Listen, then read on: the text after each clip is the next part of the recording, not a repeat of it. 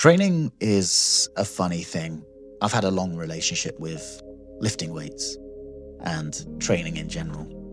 When I first started, it was because I just saw guys like Arnold, Sylvester Stallone, these guys. I grew up watching those movies where these guys looked physically impressive, and it just occurred to me that that's kind of what a man looks like. Or, in my mind's eye, a man was physically capable. The reason why I train now is more to do with being ready for the next disaster. Because in my life's experience, what I've learned is that, when things are going well, there's always something lurking around the corner, some calamity to sneak up on you. Whether that's a physical thing or a mental thing or an emotional thing. And I have found that being physically ready, has only helped me. And also, in my mind, or in my experience, the body and the mind are intimately connected. This kind of cliche of the musclehead guy, I just don't think that exists. I think obviously there are those guys out there, but certainly not me. I think that training for me has been an experience of building mental discipline as well as physical discipline. I remember when I got diagnosed with cancer when I was in my sort of 20s, and I remember thinking to myself, after I got over the initial shock, I remember thinking to myself, I'm ready for this battle. Do you know what I mean? I guess this is what I've been training for.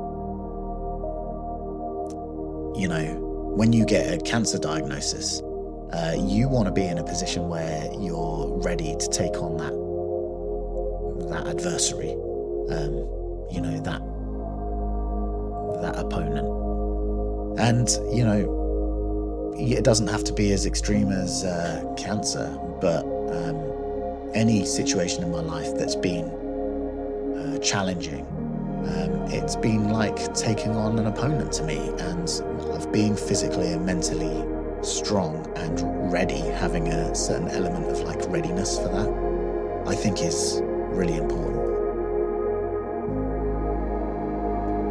I'm not sure that a lot of men these days are prepared for hardship. I saw a video on Instagram earlier today, and it was of some guy from Made in Chelsea or whatever reality TV show it was. Some guy who's born into money with a silver spoon, and he's crying about something in his mansion, and he's the caption on the video was vulnerability is cool. And whilst I do get that emotions are there to be processed, and this just looks a lot like weakness to me. And so I do think that men are getting softer, and I do think that we live in a world where women encourage men to be like women, and that has just never really felt right to me. I don't want to be a woman, I want to be a man. I want to, I get huge amounts of enjoyment from being physically active and strong, and I don't want to sit around crying. I like, bullshitting with my friends,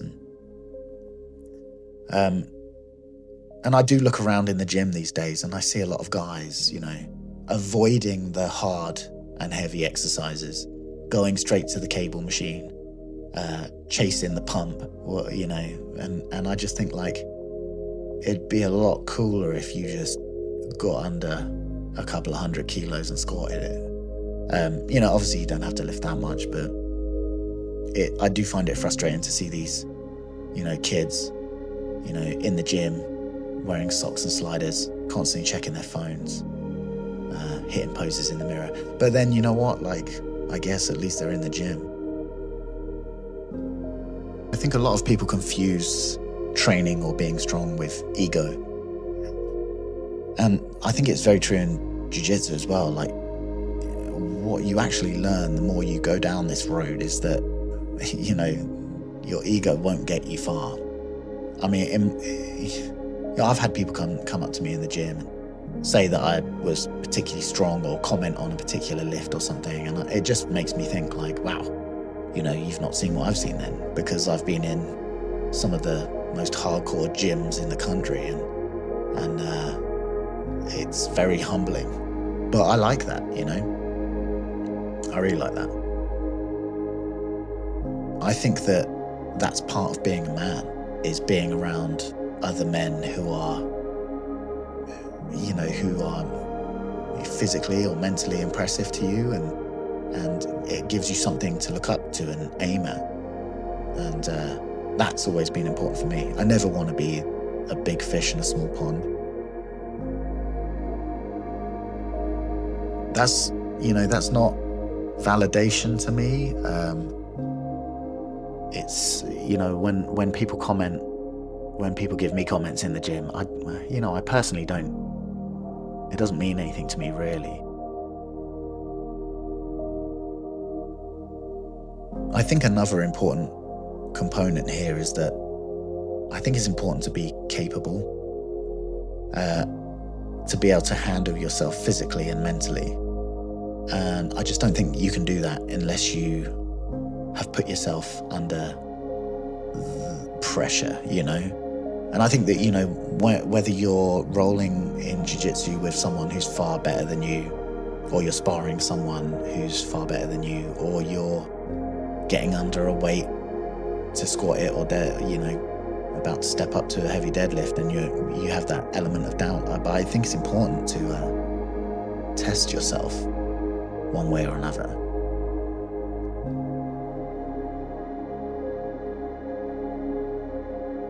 But I think generally it's important to be capable as a man, because in my life, and I'm sure this is true for many other men, you just never know what's around the next corner. Life has thrown up loads of curveballs for me, and the only way I feel like I've survived this far is by being ready, by being physically, mentally, and emotionally ready to take on whatever challenge comes my way. I do believe that all men are capable of violence, but I believe that a good man is capable of controlling that. I think it's as simple as that. You'll hear a lot of people say like, "Oh, a good man is dangerous but doesn't use it," and all this kind of stuff. Like all people can be dangerous. You don't have to be physically capable to be dangerous, and a lot of the time, the people who are the most dangerous are in no way physically capable. So I'm not sure about that tie-in, but I do think that being capable of violence will certainly help your confidence, and it will certainly help you avoid violence. The one thing you learn about when you learn how to fight or kickbox or jiu-jitsu or anything like that, the one thing you really learn is that, like, I don't want any part of this in real life. This is messy and uncomfortable and dangerous. And,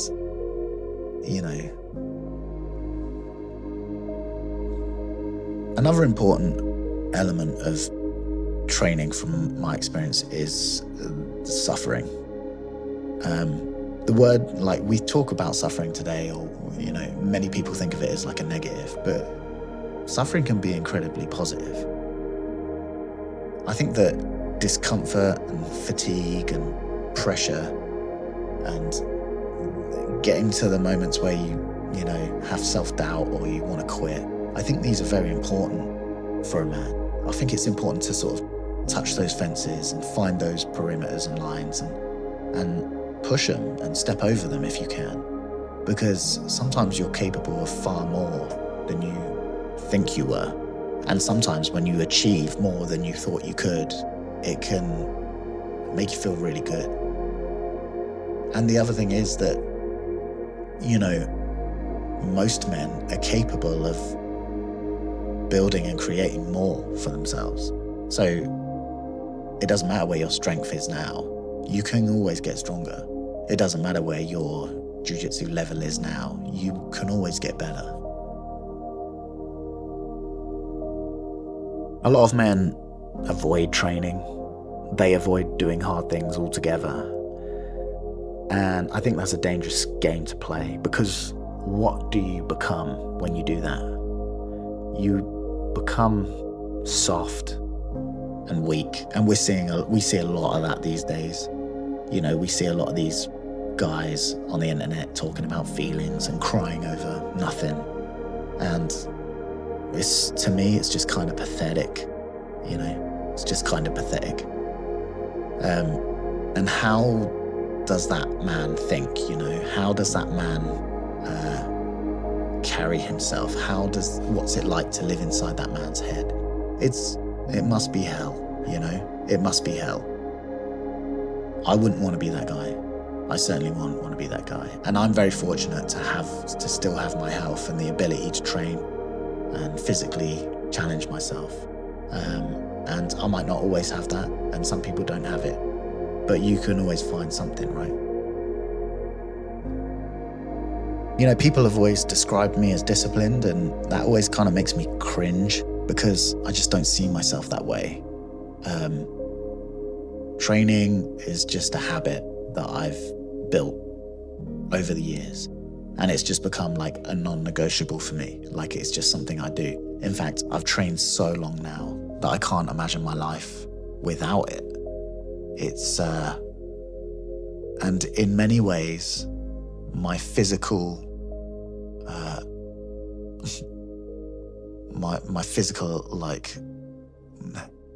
in many ways, my physicality, what I have with my health, my body and my mind, what I've cultivated through this habit and this practice is my proudest achievement. You know, I've made money, and I've you know, been in successful bands, and I've done loads of things in my life, but my proudest achievement is what I've built physically, especially after what I've been through. And because it's something that no one can really take away from me. And even if I did, you know, lose my arm in a car crash tomorrow or something, God forbid, you know, I still have my mind. I still have the relationship with my mind that training gave me, and no one can take that away from me, right?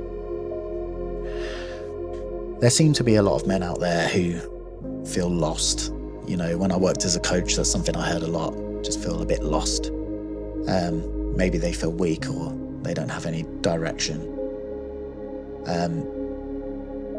But I would say those guys, I would really encourage men to start with like lifting something up. You know, when I first had cancer, my first battle with cancer, after I'd had the surgery and all the rest of it, I was living in my girlfriend at the time's house, and I had no job, and I was really quite depressed, right? And my girlfriend at the time, she bought me a membership to the local gym, which was in the sort of college, on the college campus. And I went there every other day and I trained, and every workout brought me closer to a better version of myself, to a stronger version of myself.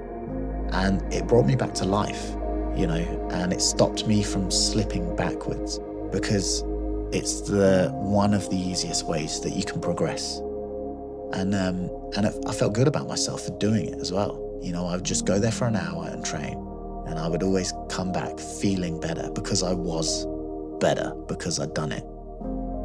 So for those guys who aren't currently training, or, you know, I would say you gotta do something. I just believe that every man should. And if you're not, and I understand why people don't, right? They've got kids or they've got responsibilities, but it is your responsibility as a man to look after yourself, to be as physically capable as you can be, and to be ready for those inevitable challenges which life will throw your way. I'm not trying to become the next Arnold Schwarzenegger or the next, you know, the next Gordon Ryan or the next Alex Pereira, or, you know, insert name here. I'm just trying to be a better version of myself. And that's what all this comes down to. I want to be able to think clearly. I want to feel good about myself. I want to be able to cope with the pressure that life throws, because it's coming. Do you know what I mean? There is no hiding from it. Life is hard. And, you know, the other thing that I want to share that I've learned in all these years is that, you know, you're never done. Life is a constant, especially life as a man, is a constant process of building and working. There is no end point. There is no destination. You just keep doing it. The reps, the sets, the rounds, the workouts, it all is why you're there. There is no destination point to arrive at.